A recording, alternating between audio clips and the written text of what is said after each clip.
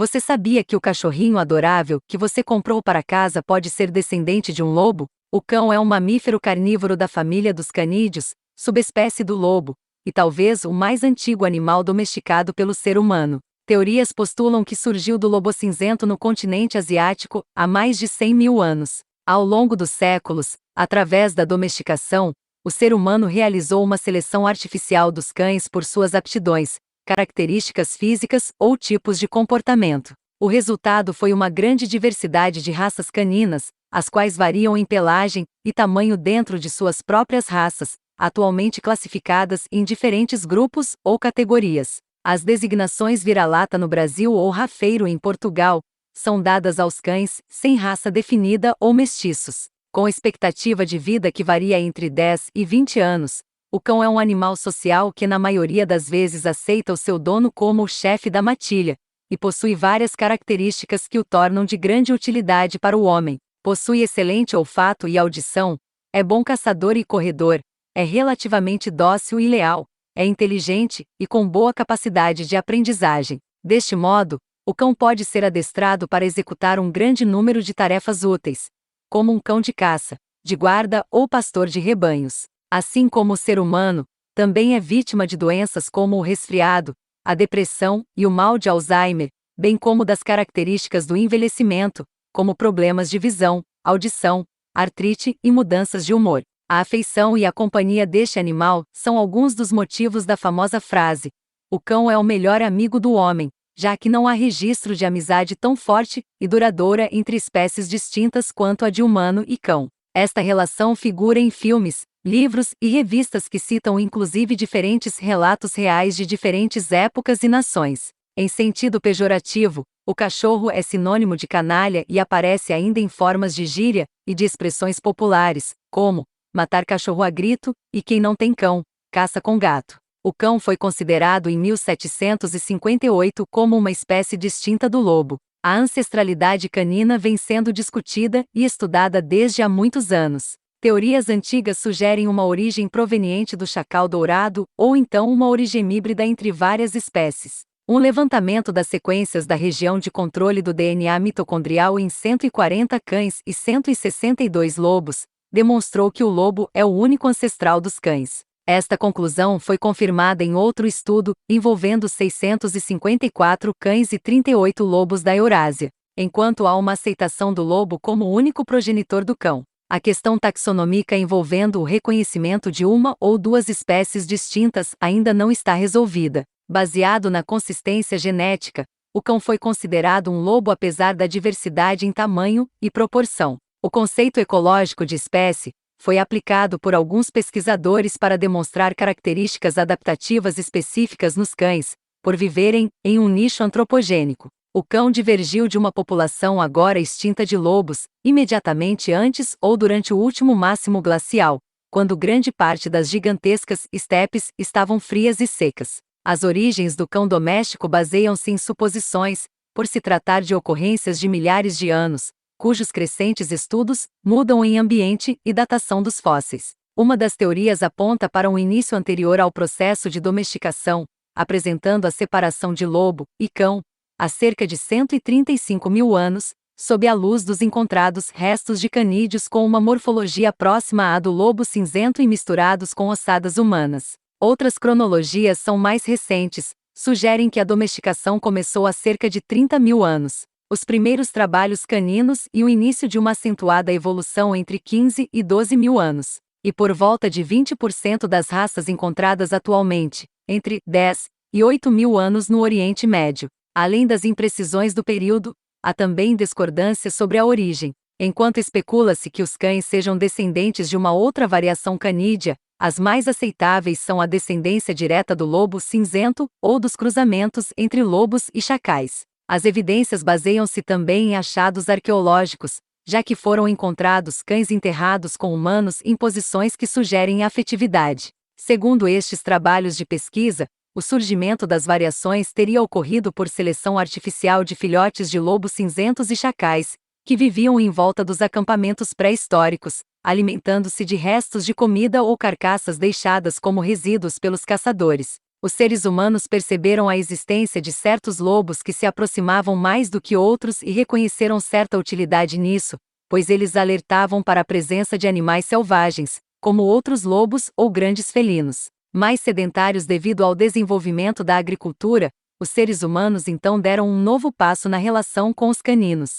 Eventualmente, alguns filhotes foram capturados e levados para os acampamentos na tentativa de serem utilizados. Com o passar dos anos, os animais que ao atingirem a fase adulta mostravam-se ferozes, não aceitando a presença humana, eram descartados ou impedidos de se acasalar. Deste modo, ao longo do tempo houve uma seleção de animais dóceis, tolerantes e obedientes aos seres humanos, aos quais era permitido o acasalamento, e que quando adultos eram de grande utilidade, auxiliando na caça e na guarda. Esse gradual processo baseado em tentativas e erros, levou eventualmente à criação dos cães domésticos. Foi ainda durante a pré-história que surgiram os primeiros trabalhos caninos, e com isso começaram a fortalecer os laços com o ser humano. Cães de caça e de guarda ajudavam as tribos em troca de alimento e abrigo. Com o tempo aperfeiçoaram o rastreio e dividiram o abate das presas com os humanos. Por possuírem alta capacidade de adaptação, espalharam-se ao redor do mundo,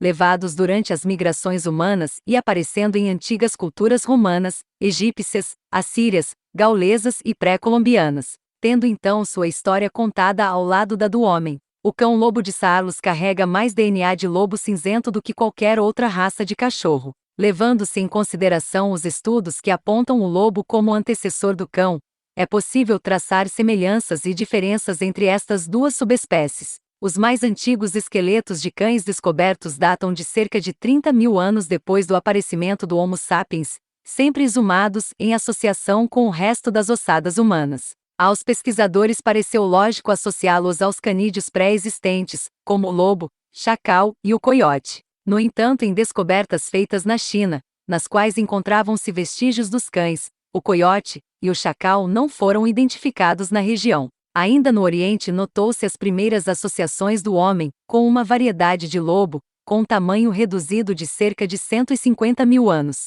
Nessa teoria a ausência das duas espécies e o fato de terem coexistido, e possivelmente reproduzido pode confirmar a explicação do lobo como ancestral do cão, e por sob questionamentos a teoria mais difundida do acasalamento entre o lobo cinzento, o chacal, e até mesmo o coiote. Essa hipótese, segundo estudos mais recentes, aliou-se a novas descobertas. O aparecimento de algumas raças de cães nórdicos diretamente originados do lobo, o resultado de trabalhos genéticos comparando o DNA destas espécies que mostraram uma semelhança superior a 99,8% entre o cão e o lobo, enquanto não ultrapassa 96% entre o cão e o coiote. E a existência de mais de 45 subespécies de lobos que poderiam estar na origem da diversidade racial observada nos cães.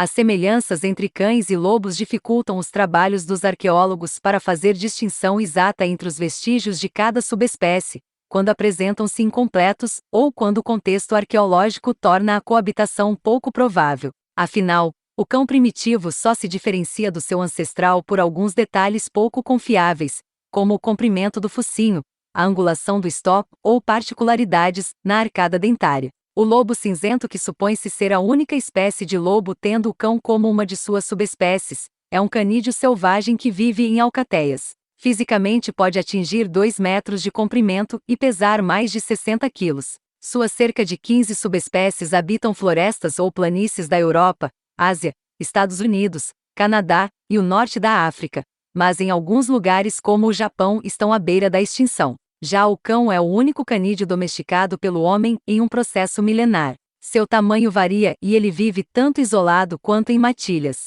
Sua diversidade de raças é em boa parte devida à seleção artificial feita pelo homem na busca de qualidades aproveitáveis e de submissão. É ainda um animal sem riscos de extinção apesar de algumas raças não mais existirem. Em comum, além das características físicas, o cão e o lobo possuem as comportamentais e de povoamento. Suas caudas compridas são usadas para comunicação quando precisam mostrar obediência diante do dominante. Não são tão velozes quanto os felinos, mas capturam suas presas pelo cansaço. Pelo globo, dispersaram-se há milhares de anos espalhando-se pela Ásia, Europa e África. A Oceania e as Américas chegaram levados pelo homem. O modo como se alimentam também é semelhante. O lobo obtém a maior parte de sua comida caçando em grupo e atacando presas de grande porte. A competição entre seus membros leva ainda a um rápido consumo do alimento. Após matar a presa, come até se satisfazer, passando um longo período sem se alimentar. Como os antepassados, os cães domésticos comem rapidamente e poucas vezes ao dia. Essa tendência em comer muito rápido pode virar um problema, pois os cães podem se engasgar ou engolir grandes quantidades de ar. Os caninos alimentados em grupo podem apresentar as relações de dominação dos lobos, e como resultado, os dominantes obtêm a maior parte do alimento, e os subordinados ficam com menos do que precisam. Como diferença, o lobo alimenta-se do que captura, o cão doméstico usufrui de rações fabricadas especificamente para suas necessidades físicas. Comunicativamente, além das comuns características básicas de uso de gestos e odores, estas duas subespécies apresentam uma diferença marcante. Enquanto os lobos amadurecem suas formas de comunicação conforme atingem a idade adulta, certas raças caninas resultantes de seleção artificial mantêm a forma que aprenderam enquanto filhotes. Em pesquisa realizada entre 15 raças caninas e o lobo, o descendente direto husky siberiano foi o único a confirmar igualdade nos meios de comunicação, marcando 15 pontos em 15 avaliações. O mosaico romano com o aviso "Cuidado com o cão" era um motivo popular nas vilas romanas, já que estes animais tornaram-se comuns como cães de guarda das casas. No Egito Antigo, os cães eram reverenciados como conhecedores dos segredos do outro mundo, bem como utilizados na caça e adorados na forma do deus Anubis. Esta relação com os mortos teria vindo do hábito de se alimentarem dos cadáveres, assim como os chacais. No continente europeu, mais precisamente na Grécia Antiga, cães eram relacionados aos deuses da cura, com templos que abrigavam dezenas deles para que os doentes pudessem ser levados até lá e terem suas feridas lambidas. Neste período, também combateram junto aos exércitos de Alexandre o Grande, espalhando-se pela Ásia e Europa. Na Gália, além de guardiões e caçadores, detinham a honra de serem sacrificados aos deuses e enterrados nos túmulos de seus donos. Durante o período do Império Romano, os cães, sempre fortes e de grande porte, foram utilizados para a diversão do público em grandes brigas no Coliseu de Roma. Trazidos da Bretanha e da parte ocidental da Europa, eram mantidos presos e sem alimentos, para que pudessem ficar agressivos durante os espetáculos nos quais deviam matar prisioneiros, escravos e cristãos. Sua fama ficou tão grande que as raças da época quase foram extintas, devido ao exagerado uso em guerras e apresentações. Com o fim do Império Romano, o mundo entrou na fase da Idade Média já com os cães espalhados pelo continente europeu, levados pelos mercadores fenícios do Oriente Médio à região mediterrânea e adentrado a região seguindo soldados romanos. Foi nessa época que os caninos perderam o relativo prestígio de antes, já que doenças como a peste negra assolavam a Europa, e eram os cães que comiam os cadáveres nas periferias das cidades. A Igreja Católica, enquanto instituição mais influente, passou a relacioná-los à morte e considerá-los criaturas das trevas. Sua mentalidade supersticiosa popularizou-os como animais de bruxas, vampiros e lobisomens. Tal influência por incentivo da Inquisição resultou em matanças de lobos, cães e híbridos. Indo ainda mais além, estipulou decretos que diziam que se qualquer preso acusado de bruxaria fosse visitado por um cão, gato ou pássaro, seria imediatamente considerado culpado de bruxaria e queimado na fogueira. Apesar de toda a perseguição, no fim dessa época os cães já começavam a ser vistos como companhia infantil. Durante o Renascimento, a visão negativa sobre os cães foi desaparecendo já que caíram no gosto dos nobres. Durante este período, os caninos eram utilizados para caça esportiva e criados com cuidado dentro dos canis de cada castelo.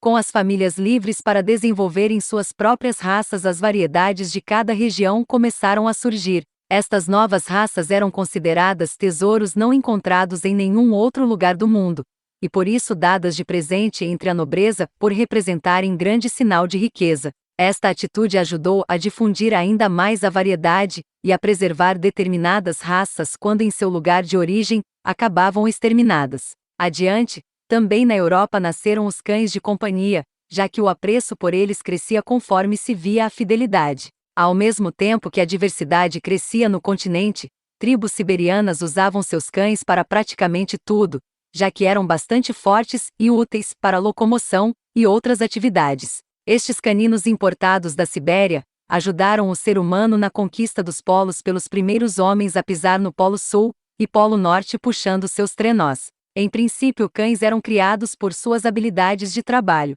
Após, entraram nos lares como companheiros de vida. No período das grandes navegações, os homens migraram ao Novo Mundo com seus caninos. Apesar de não serem desconhecidos dos povos pré-colombianos, sua variedade era. Também durante a conquista, a presença deste animal teve sua utilidade.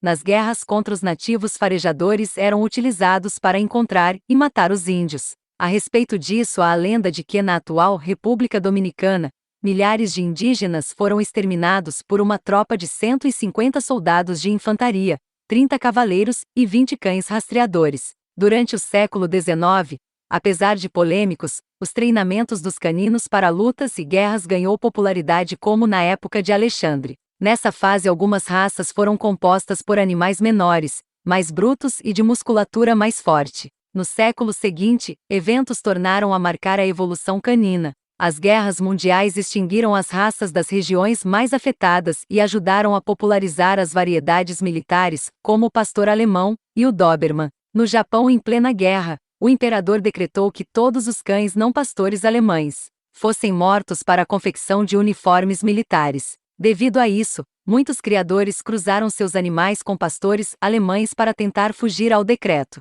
Os resultantes destes cruzamentos levados aos Estados Unidos pelos soldados foram os primeiros na criação de mais uma nova raça. Foi também após as guerras mundiais que surgiram os primeiros centros de treinamento de cães-guia de cego. Modernamente, apesar de fazer parte da história humana desde a imagem divina aos soldados das guerras, o cão tornou-se um animal de estimação apenas no século XX. Já adaptado aos modos de vida dos seres humanos devido à sua habilidade de fazer de diversos ambientes os melhores possíveis, e ao voltar suas capacidades de aprendizado à domesticação. Disse que esta mútua relação entre os dois mais numerosos carnívoros do mundo deve-se à compreensão e à evolução cerebral canina e entender o que querem as pessoas. Anatomicamente, as moléculas de maquiagem do lobo, ao longo dos séculos, permaneceram inalteradas, e pesquisas revelaram que o DNA do lobo e do cachorro são quase idênticos. O padrão geral do esqueleto dos cães ainda é muito semelhante ao dos lobos em termos de seus componentes,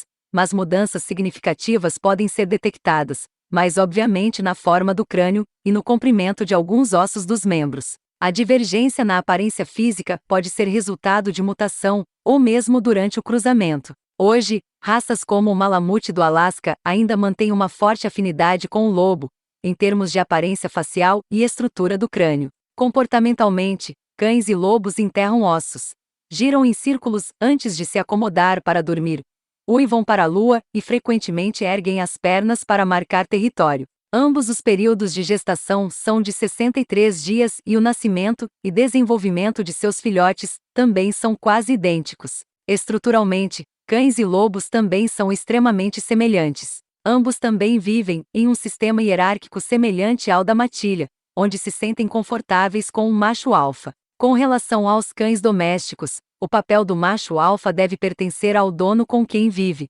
Seja qual for a teoria, não é difícil detectar as semelhanças entre o cão e o lobo. Embora, em alguns casos, a aparência do cão doméstico tenha divergido significativamente da de seu ancestral, a maioria dos cães ainda mantém muitas das características do lobo. Os primeiros desenhos em cavernas nos mostram que cães selvagens e lobos estavam com os humanos, mesmo na época pré-histórica. Uma das primeiras documentações do homem e dos caninos foi observada há mais de 12 mil anos em um antigo local no Egito, quando os restos mortais fossilizados de um homem e de um cachorrinho foram encontrados em uma sepultura em posição de abraço. Hoje, os cientistas reconhecem e concordam que o processo de domesticação do cão existe há 14 mil anos, porém não estão de acordo sobre como ocorreu a domesticação. Alguns acreditam que o homem adotou a descendência do lobo, e por meio da seleção natural, optou por manter aqueles que eram menos agressivos, e que astuciosamente imploravam por comida.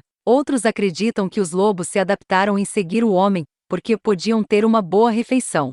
Seja qual for o caso, é difícil distinguir se os lobos apenas o acompanharam ou se foram convidados. Desde os tempos antigos até hoje, homem e cão são inseparáveis, pois viveram juntos e mudaram juntos. Nos tempos antigos, o homem só se preocupava em coletar alimentos. No entanto, com o passar do tempo começou a envolver-se na caça para obter alimento, transformando seu canino em amigo visto que ajudava imensamente nas atividades de caça. Mais tarde, o homem percebeu que nem todo animal deve ser sua presa, mas que alguns devem ser mantidos vivos a fim de domesticar para seus propósitos. Naquela época, os animais domesticados precisavam ser protegidos dos predadores. Essa responsabilidade foi assumida pelo cachorro que se tornou o cão de guarda. A criação de cães começou quando os humanos começaram a enfatizar certas características nos cães. Cães de pernas longas, por exemplo, poderiam ser usados para perseguir presas. Animais de porte pesado se tornavam cães de guarda melhores. Vários tipos de cães surgiram na época do Império Novo no Egito, e os desenhos começaram a mostrar cães com orelhas caídas, caudas encaracoladas, caudas retas e muitos padrões de pelagem. Logo, as pessoas em todo o mundo estavam criando e usando cães para atender às suas próprias necessidades. Os gregos e romanos estavam treinando cães de porte pesado para esportes. O Extremo Oriente via os cães de brinquedo como bens valiosos, e os europeus estavam desenvolvendo cães de esporte para usos específicos.